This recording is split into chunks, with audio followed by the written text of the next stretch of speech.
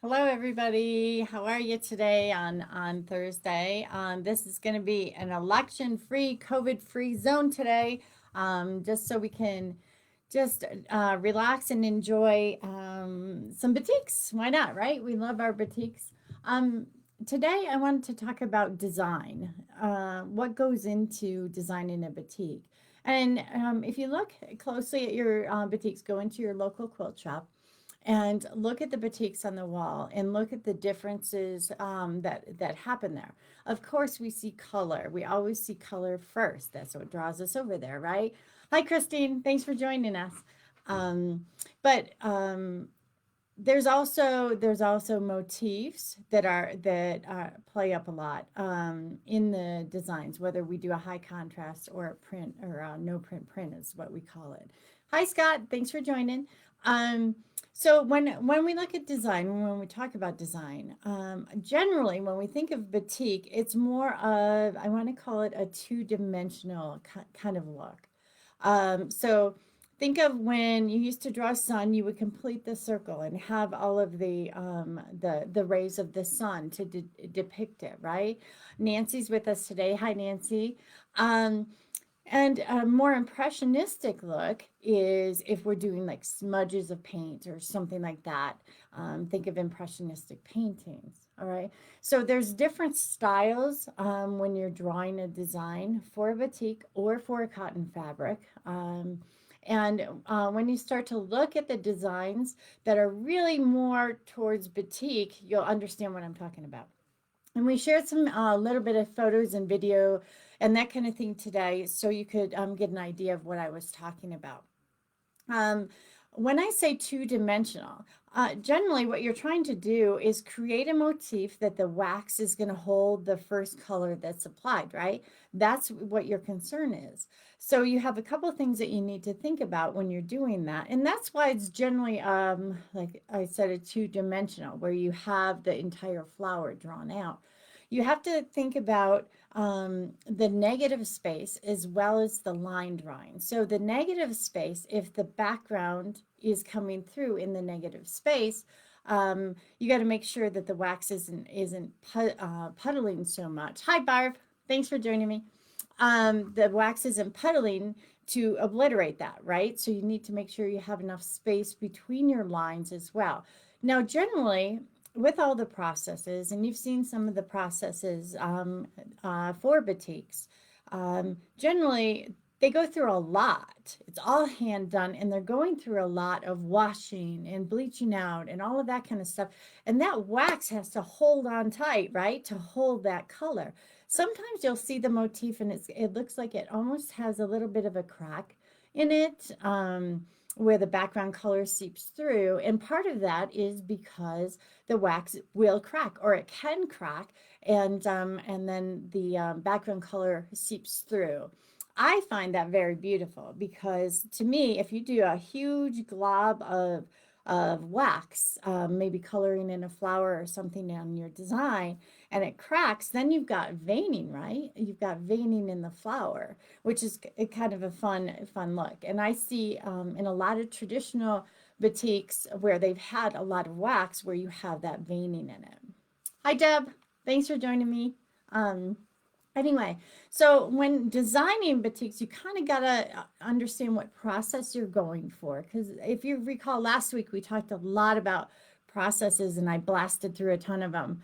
The normal process is, of course, the coloring first, then applying the wax, and then bleaching it out, and then applying the background color. So let's go there. Let's start with that.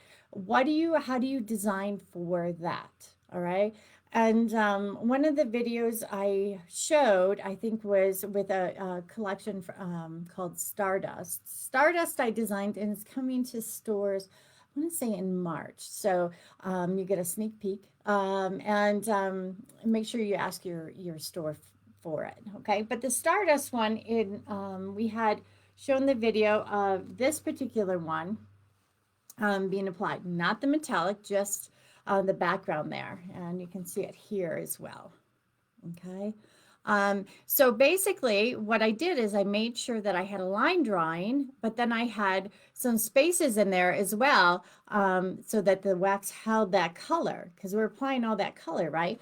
If you look in this one, you can see the background color is the darker kind of purple or magenta, and then your motif is the first color applied. But I didn't just do line drawings, did I? I did colored in areas, okay? Now the colored in areas that I did probably weren't that big, because it's the pooling of the wax. I had to make sure there's separation between the line and the pooling of the wax. So I had a distinctive kind of pattern, all right? And let me show it to you in a couple other colorways. Okay, you can see it in the blue and there in the blue as well. So I've got a line drawing, and then I have circles of color. And now when I'm doing this, I also want to think about, okay, how is it going to fit in a quilt, right? How is it, the scale of the motif, the size of the motif, how is that going to work? And of course, this is a whole new ball game as far as applying metallic over it. Okay, so that's a process onto what we're just talking about. Isn't that cool? It's like little dots of gold on top of that. I thought that was really cool. Hi, Denise. Thanks for joining me. And then let's see here. We've got a couple other colorways, and you can see right there something I showed you before.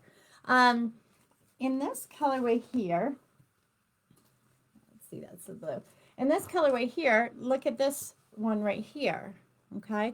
I kind of did dots with a paisley, almost like Surratt, right? Like pointillism effect. So it gives it from a distance, it's kind of shaded, but if you look up close, I used the dots, and it didn't pool as much because they were very tiny dots. And then I did a line drawing with it. And then I also did filled in areas. So it gives it a lot more dimension if I'm making sure to use all of those kind of applications or coloring in. And like I said, it starts with a black and white sketch, okay? So, and then that one there, okay? So this one here, the motif, the color held by the wax is the yellow. And then the background, which is the one applied after, has a lot more color in the background. So it's kind of knowing where you're headed. So know your end game first, and then try and get there. And that's a Stardust, and I think you saw how it was applied, or how it turned into the chop. Patricia and Laura just joined. Hi guys, how are you? Thanks for joining today. Like I said, Stardust is going to be available, I think, in March. Okay, this Heroes collection. Now, this one was designed for all of our heroes out there. And you can see kind of how the wax was applied, right? The wax was applied to hold the white. Now, when I'm doing this particular one, obviously, I'm doing it to pertain to the times that we live in right now. Look at the different elements in this one. Can you see the different elements in it? You were able to see the sketch from earlier, okay? But you can kind of see a little bit of the tattered flag here, okay? The staff of the flag is the medical staff. Can you see the heartbeat down below? Let me see if I can show it to you in this one, okay? What other elements can you see in there? All right. So I want you to look at your batiks, and when you go to the batik wall in the store, look at the batiks and see the different things.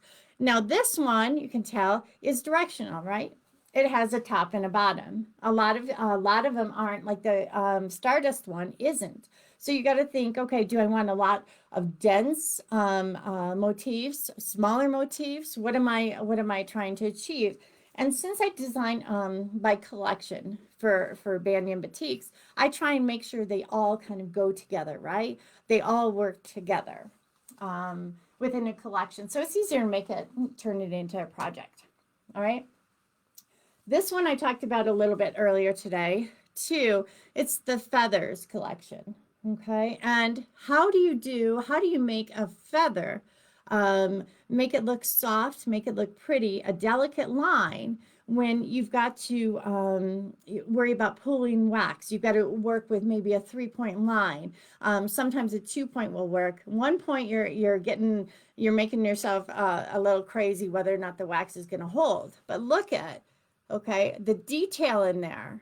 that they're able to achieve. They're turning this into a chop, right? It's made out of copper. They're bending the copper to achieve that. But this has a nice, delicate touch, all right? And there's no top and bottom. So this is what's considered an all-over toss. And think of how they're applying it too. They're applying it with a chop or with almost a block look, right? So my goal is, as a designer, I don't want you to know where the repeat is. I don't want you to be able to see it. So maybe I hold it and I do a side by side. So it's here and then here next to it. Maybe I do a half drop where it's here and then it drops down halfway. So it doesn't look like it's marching across the fabric. So there's a lot of different things to think about. The scale of the motif too. Now, another design that's in this collection is this one. See the difference? I've got the feathers here, and then I've got the feathers here. Now look at this one. See how the feathers are filled in more on the orange and coral one, okay? So a lot more wax or a lot more copper to hold the wax was put into this. So the line drawing has a lot more black where the white is. Totally opposite. Whereas this is more of a line sketch, all right? A little bit different. So they complement each other. This is a bigger repeat or bigger motifs. These are smaller, depending on the application, how you're going to use it in your end product. Again, you want to think of your end game. Not only do you want to think, how is it going to look with the color applied, but you kind of want to think about how it's going to look right in a quilt. How are we going to use it in a quilt? Okay. A couple other ones we showed today, and I have this chap. I think you've seen it before. The daisy chain. Now, when I'm doing this, you can see here, in here, I've filled in to hold the wax, the copper. So I want to hold, or I want to hold the color with the wax. So I hold the motif color that's applied. Whereas in the daisy right there, it's more of a line drawing. But notice, I want you to be able to see the daisy, okay, in there, so you, or the space in between, so you can see the background coming through. So I've made a couple different things here. This is more, this right here, the end of the arrow is holding the color, whereas on the daisy, it's not, okay? And this one is directional, right? Okay. Is that a problem? Can we use it as directional? I mean, does it kind of look like a stripe maybe that doesn't have to match up? Which we as quilters love, right?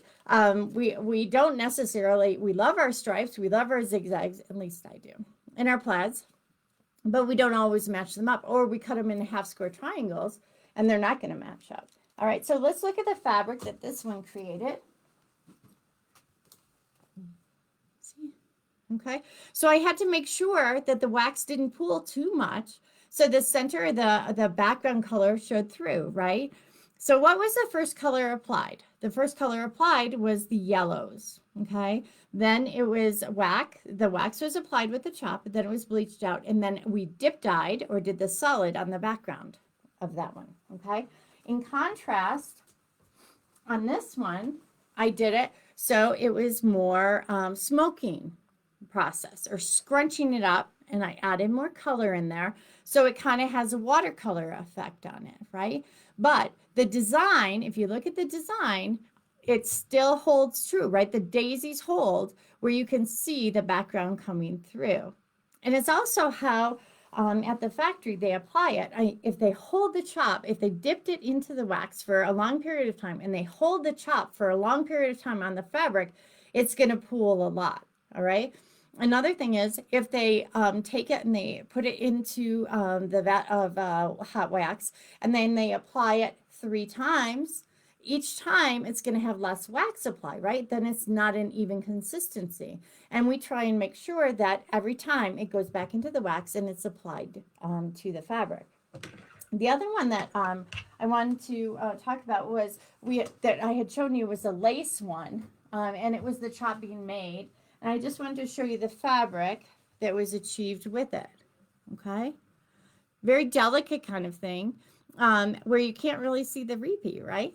So to me, I always look and say, can I see the repeat of that? And sometimes, yes, I want to see the repeat. It's a block or maybe it's a zigzag or something like that. And I don't mind seeing, okay, here's this flower and then here's this flower, because you know what, what are the ones that, four patch posies? Those stack and wax.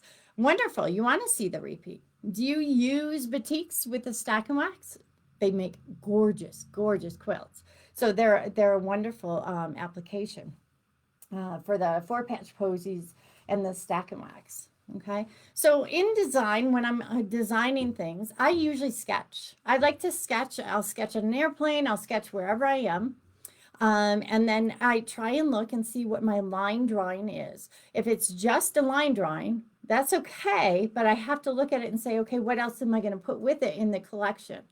For instance, my ride-on collection, I wanted to make sure I had line drawings and simple all over toss, like a two-dimensional kind of thing, just the bikes, symbols of the bikes. And then I wanted something that was a little more, had a little more movement to it. And so I did a border kind of print where it looks like they're racing around, because then you can use it as a border in a quilt. They're racing around the quilt. So you got to mix it up. And I think having the ability to do batiks in collections helps me do that. So when you're in a quilt shop and you're looking at the batik wall, get a collection together. Okay, go and pull the batiks that you like together as a collection. Look not only at color, yeah, of course, you want to look at color and make sure the colors that you've chosen work together in the project you're doing. But think about motif. What did the designer put in there? What kind of motifs? Is it more two-dimensional? Is it more three-dimensional? Is there movement in it? Is there movement in the motif as well as the color application? So those are all the questions I like to ask, and I throw them out there to the guest designers all the time. Okay, what are you thinking about? What kind of motifs? What makes you happy? How are you going to use it? What's your end game? We also, and that's just designing for the regular application that we know as far as using the wax on the fabric. You saw all the other ones that I used, and I try and mix things up. Try and have a plaid, or I try and do like a bleach out technique, or maybe I double things up the way the flower power is done. So there's a whole bunch of different things, but you got to kind of know what application you're going to use in order to create the artwork with it. Okay.